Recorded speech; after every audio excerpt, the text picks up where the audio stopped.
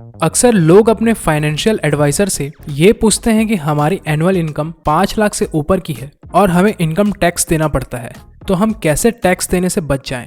तो आज का वीडियो इसी टॉपिक के ऊपर है कि अगर आपकी सालाना आय अगर 5 लाख या उससे भी ज़्यादा की है तो कैसे आप टैक्स पे करने के दायरे से बाहर आ सकते। तो सबसे पहले हम इनकम टैक्स के कुछ रूल्स समझ लेते हैं। तो अगर आपकी एनुअल इनकम 2.5 लाख या 2.5 लाख रुपए से कम है तो आपको 0 टैक्स लगेगा, और 2.5 लाख से 5 लाख तक का है तो 5% टैक्स लगेगा। 5 लाख से 7.5 लाख रुपए तक है तो उसमें आपको 10% टैक्स लगेगा। 7.5 से 10 लाख रुपए तक के बीच का है तो 15% टैक्स लगेगा, और 10 से 12.5 लाख के बीच वालों को 20% टैक्स लगेगा। 12.5 से 15 लाख के बीच वालों को 25% और 15 से ज़्यादा वालों को 30% टैक्स देना होगा। तो यहाँ पर आप चेक कर सकते हो कि आपकी एनुअल इनकम कितनी है और आपको कितना टैक्स देना पड़ेगा। तो ये जान लेने के बाद अब सवाल ये है कि हम टैक्स देने से कैसे बचें। सबसे पहले तो आपको अपने सेविंग्स और अपने खर्चों के बीच तालमेल बैठाना होगा।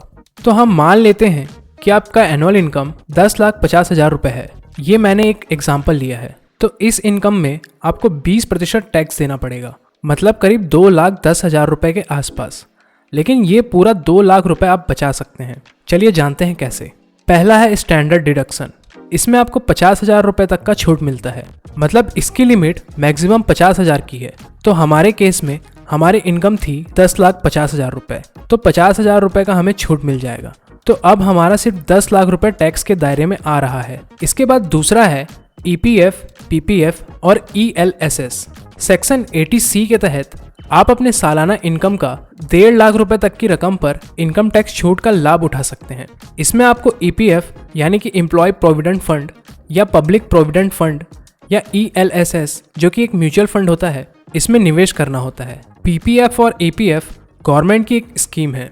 इसमें आपको फिक्स्ड रिटर्न मिलता है जो कि 8% के आसपास होता है। दोस्तों 1.5 लाख रुपए इसकी लिमिट होती है और मिनिमम आप कितना भी इन्वेस्ट कर सकते हो, और ये रकम मैं एनुअली बेसिस पर बता रहा हूँ, मतलब 1.5 लाख रुपए साल का। तो महीने में आप मैक्सिमम 12,500 रुपए या इससे कम तक ही इन्वेस्ट कर सकते हैं, तभी आपको इसका बेनिफिट मिलेगा। तो हमारे केस में स्टैंडर्ड डिडक्शन में हमने बचा लिया था 50,000 रुपये और सेक्शन 80C में हमने बचा लिया था 1.5 लाख रुपये।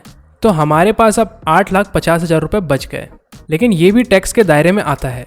तो इसे और कम करने के लिए हम चलते हैं तीसरे सेक्शन में। तीसरा है NPS में इन्वेस्ट करना। NPS मतलब national pension system. Section 80CCD1B के तहत NPS में निवेश करने पर आपको एक्स्ट्रा 50,000 रुपये तक का डिडक्शन मिल जाता है। NPS भी सरकार की ही योजना है और इसमें आप महीने में मैक्सिमम 4,000 रुपये तक इन्वेस्ट कर सकते हैं, और इसके रिटर्न PF और EPF से थोड़ा सा ज़्यादा होते हैं। तो अब हमारी सैलरी में 50,000 माइनस करने के बाद बचा 8 लाख रुपए। इसे और कम करने के लिए चलते हैं चौथे सेक्शन में, जो कि है होम लोन। तो सेक्शन 24B के तहत अगर आप कोई होम लोन लेते हैं जिसका सालाना इंटरेस्ट 2 लाख रुपए या इससे नीचे का होता है, तो इसमें भी आप मैक्सिमम 2 लाख रुपए का टैक्स बचा सकते हैं। तो अब बहुत सारे लोग ये कहते हैं कि लोन नहीं लेना चाहिए, पर ऐसा नहीं है। अगर आप अपने लोन का सही तरीके से यूज़ करोगे तो ये आपका काफ़ी पैसा बचा सकता है। तो हमारे केस में हमारा एनुअल इनकम बचा था 8 लाख रुपए। उसमें से होम लोन डिडक्शन को माइनस करने पर हमारे पास 6 लाख रुपए बचेगा। इसके बाद नेक्स्ट है इंश्योरेंस पॉलिसी। सेक्शन 80D के तहत आप मेडिकल पॉलिसी लेकर 25,000 रुपये तक टैक्स बचा सकते हैं, और इस हेल्थ इंश्योरेंस में आपका, आपकी वाइफ और आपके बच्चों का नाम होना चाहिए। इसके अलावा अगर आपके पेरेंट्स सीनियर सिटीजन हैं तो उनके नाम पर अगर आप हेल्थ इंश्योरेंस लेते हैं तो इसमें भी आप 50,000 रुपये तक का एक्स्ट्रा डिडक्शन पा सकते हैं। तो टोटल हुआ 75,000 रुपये। तो 6 लाख रुपए में से इसे माइनस कर दीजिए, तो बचा आप 5,25,000 रुपये। इसके बाद नेक्स्ट है डोनेशन।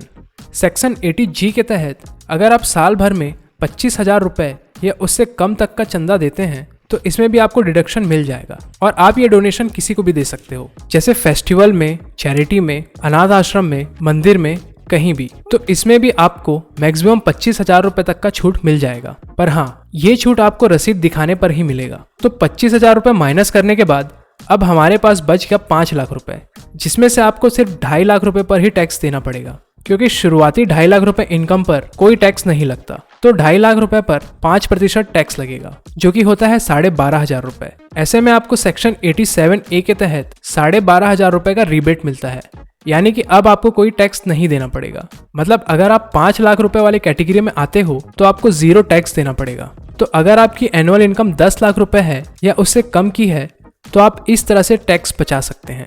और अगर 10 लाख रुपए से ज़्यादा की है तो उसके लिए मैं अलग से वीडियो बनाऊंगा। तो आज के लिए बस इतना ही। आई होप आप लोगों को आज की वीडियो अच्छे से समझ में आ गई होगी। अगर ये कंटेंट आपको हेल्पफुल लगा हो तो वीडियो को लाइक जरूर करें। तो मिलते हैं नेक्स्ट वीडियो में, तब तक के लिए धन्यवाद।